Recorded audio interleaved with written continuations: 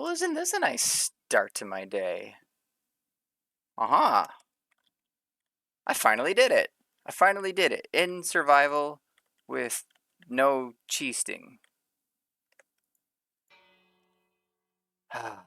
Feels good. Feels good. Um, I almost didn't bother recording it, which is why all I have is the what's it called the replay mod. And if you're wondering why I decided to come and try the parkour challenge again, even though it gives me rage and I usually just quit out of frustration, I decided to go for it because this week's challenge is, well, it's a mystery challenge and I'm not entirely sure what it is, but if you jump with forward momentum with sprint on, it increases it. So I figured the parkour challenge was a good way to just rack up some points while I was doing something fun. Because the other two methods that I've figured out so far of racking up points for this challenge are running around like an idiot in your base, bouncing around like this, or doing the headbangy thing like this in another tunnels. And I didn't want to do that. It hurts my thumb.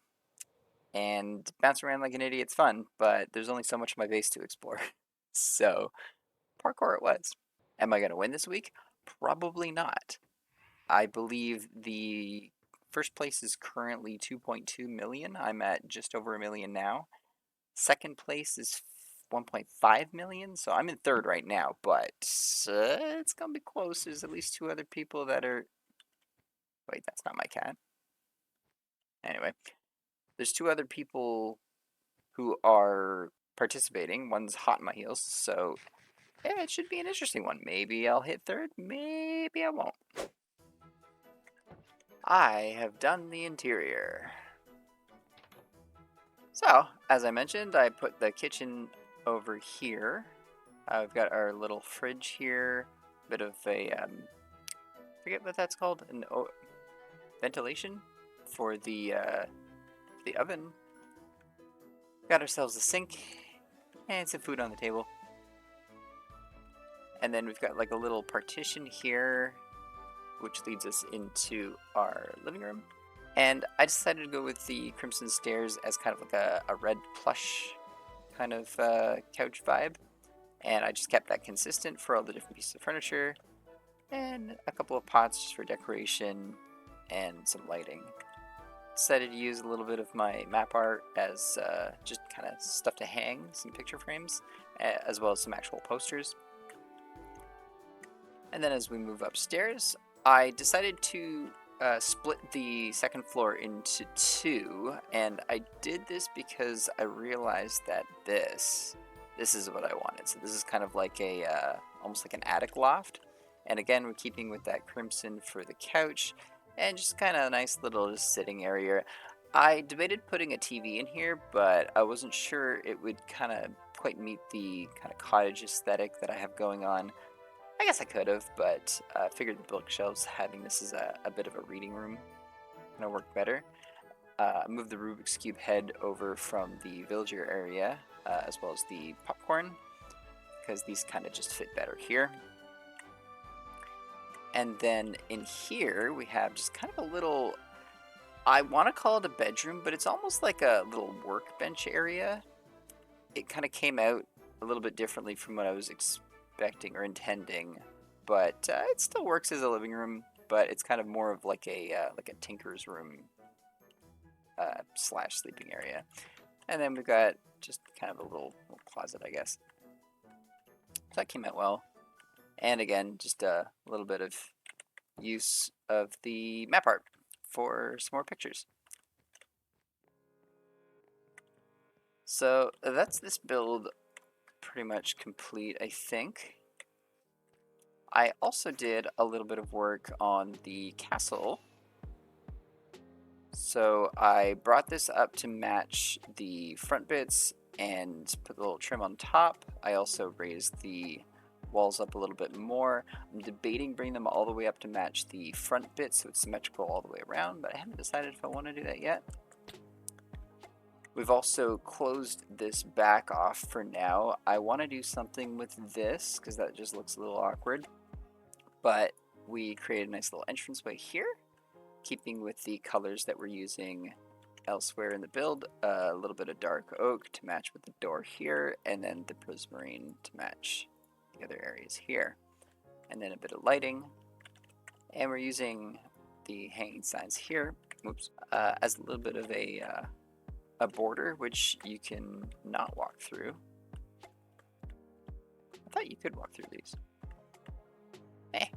I guess if they're actually like suspended, then you can walk through them. Learn something new. And then that brings us back into the front room here, which again is closed off now, and we've added a staircase here. And this leads up over to this area. So not a ton of work, just a little bit of busy work, just trying to get the shape sort of figured out. I wanted to make sure that this was left as an open area. I haven't decided quite what I'm going to do here. It may be a garden kind of similar to what we did up top there, or I may turn it into maybe like a bit more of a, maybe like a market space with some like little shops and stuff. So it'd be like, you know, the denizens from like the nearby village would like come over here in order to sell their wares. So that might be something that we can do. I have no idea what I'm doing with the inside yet. I'm thinking maybe some sort of hall, like a ballroom kind of hall or something like that, or maybe even do something like along the side here, and have sort of like a throne setup either here or maybe on this side. I'm not really sure yet. Usually you have like an entrance hall in a castle, and then it leads off into like the throne room. So doing a throne room at the front might look a little weird, but I mean this door's fake anyway, so I am trying to decide what I want to do here as a way to actually get in, because having just a little door here would be kind of silly. Although I guess like a little side entrance door does make sense, because that would be like the like how the guards get in and out sort of thing. I don't know, still thinking about it. You ever want to make a really quick and dirty drip leaf farm? If you get a bunch of bone meal and a drip leaf, all you really need is a really quick clock, like, I don't know, observers, and a piston, and some blocks to block it off. And then you wind up with something like this. Oops, try that again. So what happens is you have the drip leaf and you just hold right click to plant it, and here, let me just turn this off for a second. What's happening is the observer clock powers the dispenser here, and that bone meals the drip leaf, which puts it up to the second. You have the block up top to make sure it doesn't go any taller than that, although I guess it doesn't matter that much if it does go taller, as long as you've got these side blocks going up to however tall you want. I don't think it'll get taller than 2 blocks though.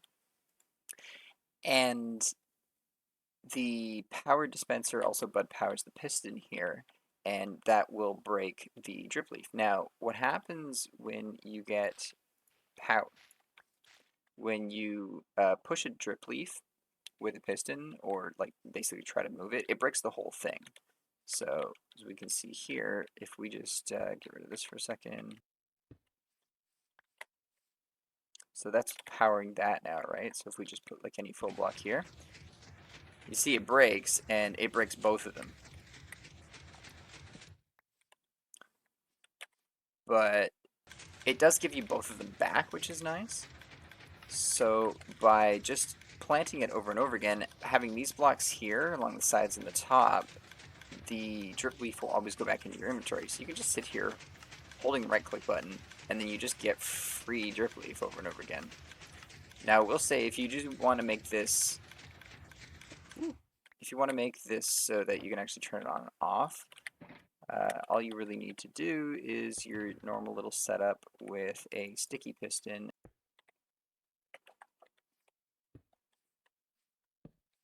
So now,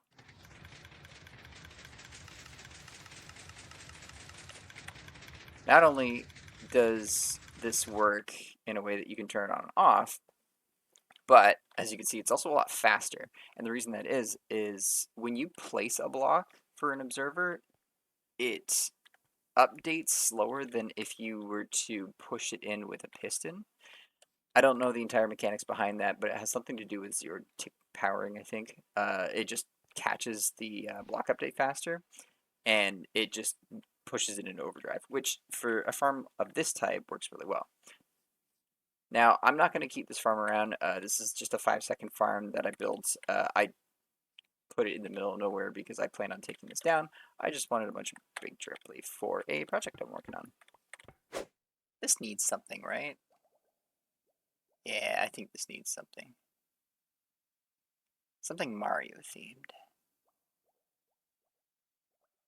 I have an idea.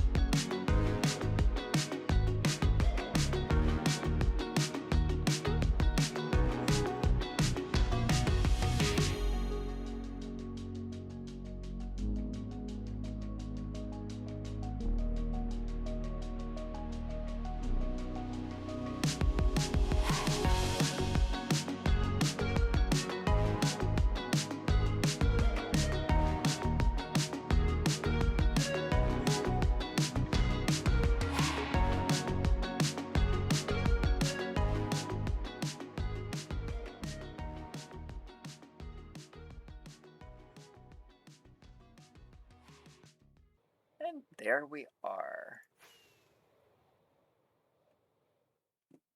I use my own design, which is why it looks maybe a little funky, but I think it came out pretty well. I'm sure there's like 1.5 million different bullet bill or bonsai bill designs out there. And for those wondering, this is technically a bonsai bill. The difference being bonsai bills have a mouth and no arms, whereas bullet bills are the opposite. They have like these little white hands on the side and no mouth, and they're also a lot smaller. Something I did not realize until recently. I didn't know that they had 2 different names. I've always just called them bullet bills, and I'll probably call this one bullet bill in the future, just because it's easier for me to remember. But it's technically a bonsai bill. So I decided to have it pointing over towards the castle, so it looks like it's kind of being shot from this general direction, even though there's actually no cannons on this ship currently. But it's shooting over here, and it kind of gives this more of an impression that this is kind of more of like a Peach's castle, I guess, even though it's not designed that way. But I guess like Mushroom Kingdom castles are pretty generic. Thought a little extra something to add to the area a little bit. So I think that's going to do it for today's episode. If you liked what you saw, don't forget to like, subscribe if you're new, and I'll catch you next time. You can find out whether or not I managed to place in this week's challenge.